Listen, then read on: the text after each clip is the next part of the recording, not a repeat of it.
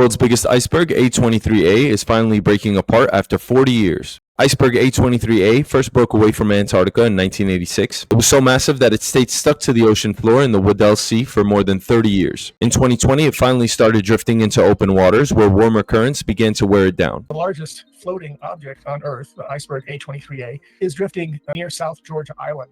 That's an island between Africa and South America near the southern tip of both those continents. And it's beginning to break apart. It's an area that icebergs often visit just before they break apart. It's on a drift track from the Antarctic. Iceberg A23A actually broke off of the Antarctic many decades ago, nearly 40 years ago.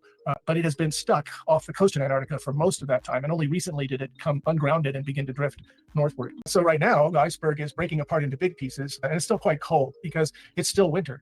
But as summer in the southern hemisphere comes on, November, December, January, we're going to see more and more melting on this iceberg. And what happens is the upper part will saturate with water and then shatter because the water drives through the iceberg and cracks it into thousands of pieces. So that very suddenly it would just sort of collapse onto the ocean surface like a floating avalanche. Earlier this year, A23A covered about 1,400 square miles, roughly the size of Rhode Island. It also weighs an estimated 1.1 trillion tons. Since May 2025, it has lost nearly 80% of its mass. Today, it's down to around 656 square miles, about the size of Greater London. Huge chunks have been splitting off of A23 in recent months. These new fragments are being tracked and given names like A23D, E, and F. The iceberg's crown as the world's largest now belongs to D15A near Australia, which measures about 1,160 square miles. Scientists expect A23A to keep breaking apart through November 2025. By then, it will likely be too small to monitor by satellite. The southern hemisphere is moving into spring, bringing warmer weather that will speed up the melting process. The melting of A23A doesn't raise sea levels directly